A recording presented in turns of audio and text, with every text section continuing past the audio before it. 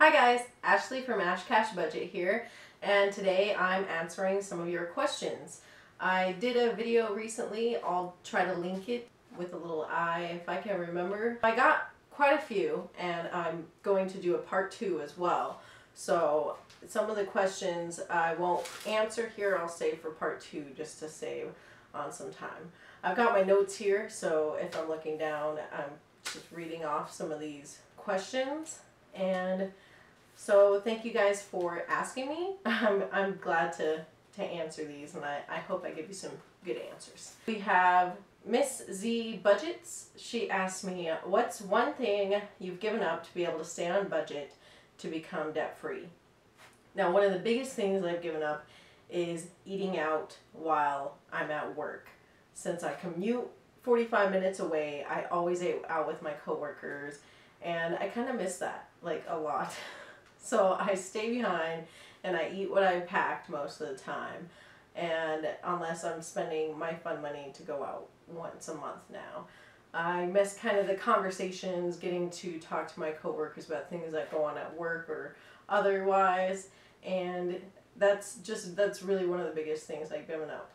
Plus my 1 to 2 or 3 trips in a day to the coffee shops in downtown where I would work. That is definitely one of the biggest ones that helps me stay on budget. I'll make sure to have my coffee in the morning before I leave and try not to be tempted by the coffee shops during my long work days. Now we have Boulder Plans. She asks, how do you motivate yourself to keep going when you are exhausted? I've been working a lot of overtime to kill this debt and sometimes find it hard to get out of bed so early in the morning. Any advice? Coffee. No, I'm just kidding. Well, kind of. I mean, coffee is a huge motivator to get me going. But I think one of the things that really gets me going and keep, first of all, a lot of times I just drag myself out because I know it'll all be worth it in the end.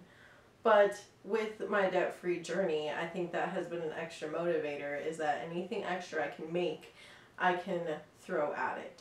So I try to ask for as much time as I get. Now, my job is variable, so sometimes I'll be working nonstop for 2 weeks, and sometimes, like this last week, I actually had the whole week off, but there was really not much for me to do. I was working on some side hustling, so I'll talk about that later. Actually, that would be one motivator, is there was a side hustle challenge. Kelly from Freedom and Budget and Rachel from Talk Raw, they had a side hustle challenge between each other, and they kind of opened it up to all of us to try to be part of that challenge as well. And I know I'm not going to be anywhere near their numbers, but it kind of motivated me to get started on some other side projects to bring some money in. So it definitely, like, maybe a challenge could help to spark some motivation. Or just setting a goal about how much extra you're going to try to put away towards debt that month could help you motivate yourself to drag yourself out of bed because you're going to make that goal. That's really kind of a good motivator, is some goals. That would be my advice.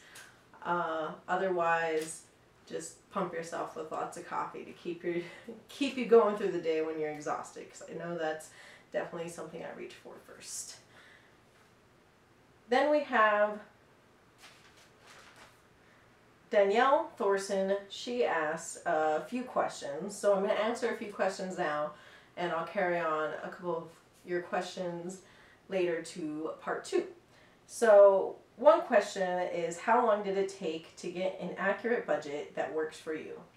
So I would say that it was kind of about 3 or 4 months. I've only been into this for like 5-6 months now, something like that. And I'm still trying to work out some kinks, and it's changing every month. But it did take me like 3 or 4 months where I found a good baseline to start so that I could go based off of that and kind of just adjust things along the way. Though things are definitely constantly changing. Then she asked, do you and your significant other have combined accounts? Right now, no, we don't. We've been together, well, we've been living together for 2.5 years, and we don't share accounts, but I pay for all of the bills and then he pays me his half, so we do like split and talk about the bill payments, but we don't have combined accounts right now. Now, if things were to go further, maybe eventually in the future, we would probably definitely combine accounts. It just depends on what happens.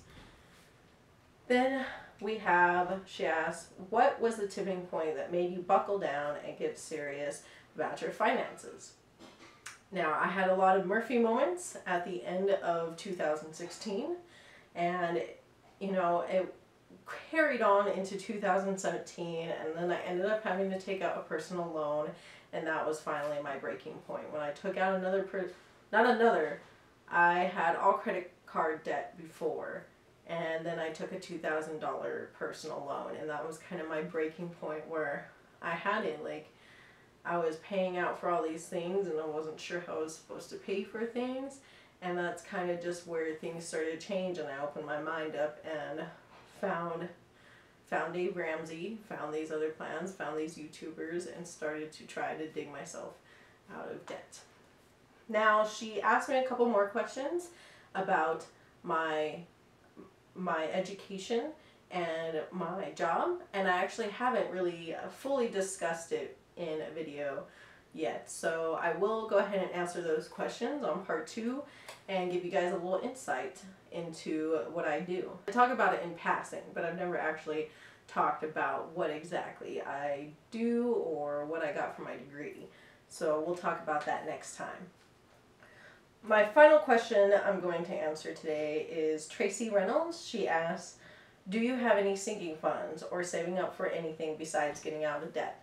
So I'm definitely planning on doing a full sinking fund video because it's going to be quite a discussion, but I do.